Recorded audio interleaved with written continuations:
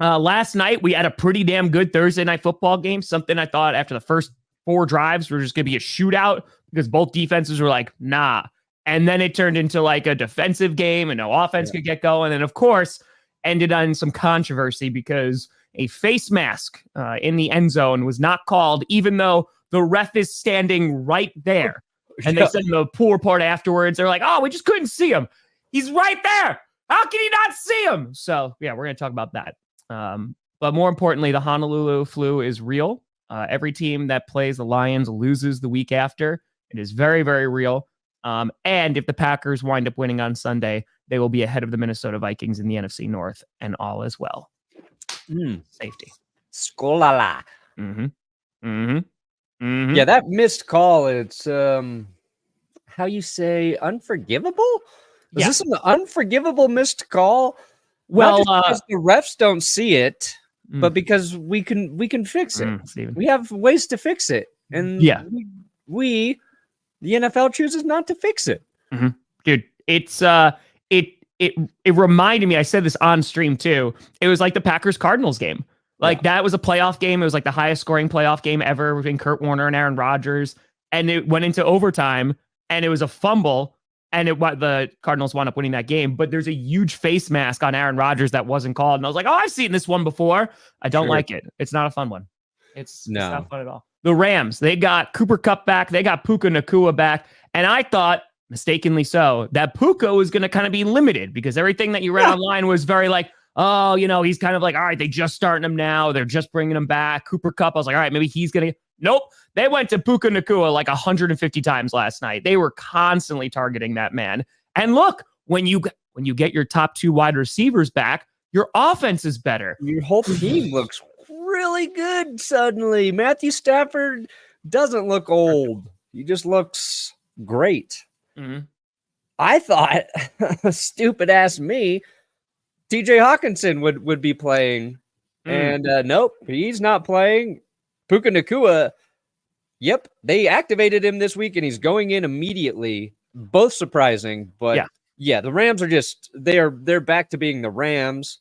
I don't know how great their defense is, but they're getting pressure from their rookies. Jared Verse is looking decent, and Sean McVay became the winningest coach in Rams history.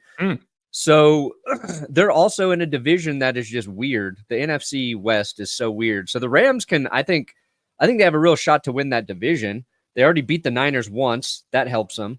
So yeah, they're so much more fun. They are so irrelevant without that offense being good, without Kupp and Nacua out there. Like going into last night, I was like, I really have not cared about the Rams at all this season. And it's because like, there's just nothing fun to really watch on them right now. And now they're back. And Kyron Williams, he's been pretty good, consistent this season, but like they're a lot more fun. Offense just takes a huge step. And again, it makes sense. They're top 2 wide receivers. If like Cooper Kupp was out and Puka was still in there, like, okay, like they're still going to have like a resemblance of an offense, but both them out, you're just relying on Kyron Williams. And at that point, the funniest part though, with those 2 back in the lineup, it was DeMarcus Robinson catching multiple touchdowns. It's a guy who I dropped like week 2 of fantasy and was like, whatever. And that of course came back to bite me. Of course. Listen, the Honolulu Flu, it's undefeated right now. You dump that curse wheel right in the Detroit River and you're coming out. You got something unstoppable. What if I peed in the Detroit River and then you dunk the curse wheel? So you got the P for the D, you got Detroit, and you got the curse wheel. It'd be unstoppable. They might become a true evil team after that. One off season, Tom and I go to Detroit. I mean, I did that. Yeah, but not together. We haven't. Well, we could hold hands. You didn't pee in the river. I did not pee in the river. Yeah. No, I did not. You're gonna get like that's disrespectful. Restraining order for pissing in public. Yeah, that's usually your whole MO. No, you're the P for the D guy. Don't forget that. I'm the P for the D, but I pee within the toilet. Tom Grossi can't go 500 yards within a school in Detroit after caught urinating in public. Detroit? Yeah, because don't they classify pissing in public as like a sex offense? Well, it's if you're like near like a school or like a playground. Yeah, I wouldn't do that. So no, you don't do that. You're gonna pee in the river. I mean, I wouldn't pee in the river. What's this guy littering? I mean, it's Literally not a worth fifth wheel. than Dave Matthews Band in Chicago dumping a whole bunch of poop on people. So, it's not, Let's- a little pee is not going to hurt anybody. They're going over a bridge, right? And their shit just started spraying out of their just unloading the bus full of poop. Yeah. Yeah, I don't know how they didn't see anything. I don't know that. But it turned into a pretty good Thursday night game, and now the Vikings have dropped 2 in a row, but it's against the Lions. So you're like, okay, and they went toe-to-toe with them. And this game, I know a lot of the controversy is going to be about the no face mask call, but it was going to be really tough for the Vikings to win that game regardless, because they just did not really show up in the second half, 1. And then 2, their defense, which after Jordan Love put almost 400 yards on them, you're like, okay, then it gets taken advantage of on Sunday. Then it gets taken advantage of tonight. Maybe things are starting to cool with that Brian Flores defense just a little bit, because it doesn't seem to have the same pep that it did the first couple of weeks. Yeah, they lost Christian Darrisaw at the end of the first half as well. Brutal. That messes things up. Their offense settled for field goals a couple times in the red zone. Like, they're moving the ball so well down the field, and then it was kind of frustrating to watch them just like stall out. So I think if you're the Vikings, the 2 things you're going to be looking at are your red zone offense. And yeah, you're right. Your defense. I think I saw a stat last night. Like, I think it was the least amount that Flores has blitzed was in that game. It was like 37 or 31%, down from like 55.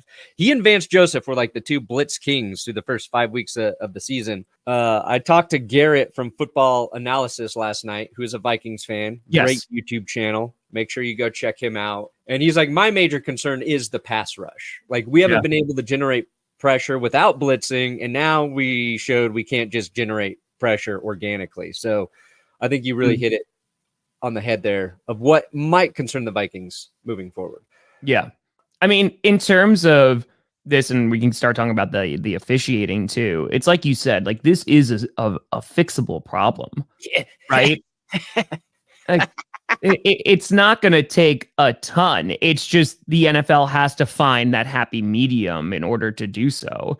And I think that, like, when you had like pass interference being reviewed a few years ago, and that did not work because officials were like, we're not going to change our minds. Like, even if there's like sometimes evidence, we're not going to do that. And like, again, that's the human. I feel like we talk about this every effing year. Like, that is the human element in the NFL. But the problem is that when you have broadcasters who are saying the complete opposite, and they are experts in the game, when you have like the viewing audience who can just see the blatant evidence and go, well, this should be overturned. And then the excuse for why it's not is, I didn't see it.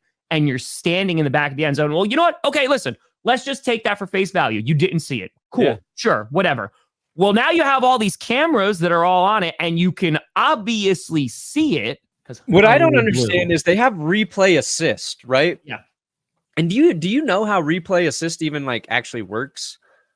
My understanding is that like, for example, if it's something like blatant, like a spot of the ball or something like that, they're like, oh, okay, and they go back and fix it, or like the play clock and stuff like that, they can go back, and that's when they'll stop the game for a second. And they'll go, okay, let's move this.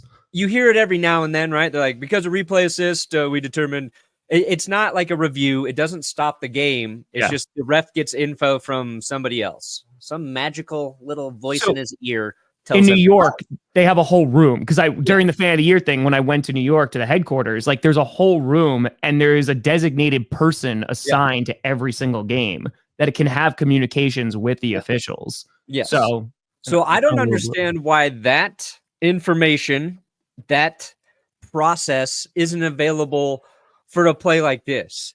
And I think maybe you don't have to have it for penalties throughout like a full game, but like the last 5 or 6 minutes of a football game, I think the 2 plays you should be able to correct in real time via replay assist is pass interference and or like roughing / face mask on the quarterback.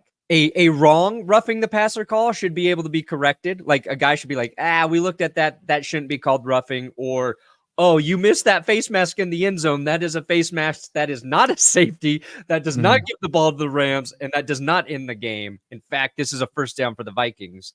It doesn't have, like, I get that there might be an issue if it's all game. I mean, I really don't. But just say, for argument's sake, it is. Like, last 5-6 minutes of a game, maybe have that ability there. So I wonder if you do it like the way that you don't have to make a drastic change, right? So under 2 minutes, at like no more coaches challenges, but you're going to have like the officials look at everything. Maybe it's one of those standpoints where it's like, all right, final 2 minutes of each half. It's like, if there is a play, let's take an extra couple minutes to try and get it right. You know, and yeah, it slows down the game. Nobody wants to. The game is already slowed down. There's constant stoppage, right? What was it? The second quarter in that game, like there was a ton of laundry that was being thrown on the field. Like there was a ton of accepted penalties. So I get it. But again, you have to find this happy medium. And I've said this before many, many times. You can't have your cake and eat it too with the NFL, where you're saying, hey, we are going to get you the most precise camera angles. We're going to slow it down, these next gen stats, all this stuff, right? And have so many eyes and voices talking about the play or a penalty that should or should not be called. And then the wrong outcome happens on the field. Yeah. You can't have it both ways, because again, think about it. If you are a casual fan who like just tune into football, you're trying to learn the game, and you have these broadcasters who are guiding you through and explaining like, you know, this is why this is a penalty, what have you. If they're saying that's a face mask and then it's not called, how do you explain that to a fan just getting into the game of saying, oh, well, if everybody is saying it, if the experts, the guides who are guiding me through this game are telling me that it's a face mask and I can see it, how come the refs aren't doing anything about it? And there's a huge gap there. And I think that's where you're ultimately finding a huge problem. Yeah. This is a fair point, Nick. But I disagree. I feel like we haven't complained about the refs really this season at all. I think this is to mitigate very, very clear missed calls. This is a big one. This one really, look, I still don't think the Vikings are going to score a touchdown in this situation. I don't think so either, and also get the 2-point play. But they have to have the opportunity, and for it to end on that. It was, let me tell you how bad this call was. Because I was going live after the game. So I went upstairs to go pee. I was like, all right, I need to pee before we get going here. I didn't have the game on my phone at the time. Then Jess started texting me. So I missed it in real time. And I was like, okay, I need to bring the game back up. I was in the kitchen. I saw I don't know if it was right after the play happened. And I saw Darnold's face mask get grabbed. So I'm like, oh, there's a penalty here. Grabbed like my drink, ran downstairs, and I saw like a split second of it. I wasn't focused on it. I was like, oh, there's a penalty. I'm going to go down. Let me see what this penalty is. And then like I look and the score is 30-10 or 20. I'm like, what happened? I was like, how did they get a face mask penalty and then a safety after that? It's like, oh, they didn't call that. Yeah. And then I saw the replays of it. I was like, oh, that's even worse than I saw like in real time. So like catching just a glimpse of it, I was like, oh, face mask. Yeah. Yeah. Like that's how bad it was. Yeah. Perna got a 50, by the way. Oh, Captain Carrot Cake. Ooh, where does carrot cake rank on the ranks of desserts? Yeah, they stole it from Jaquibus, whatever you fancy. And this was the other thing. Anyway. I'm a real Sam Darnold fan right now. I was rooting for the Vikings to win last night because I wanted to see Sam Darnold win. I just do. I'm all in on the Sam Darnold resurrection story. Like Gekbus, he has risen. He has risen again, and I am all about him performing miracles for the Purple People Eaters moving forward.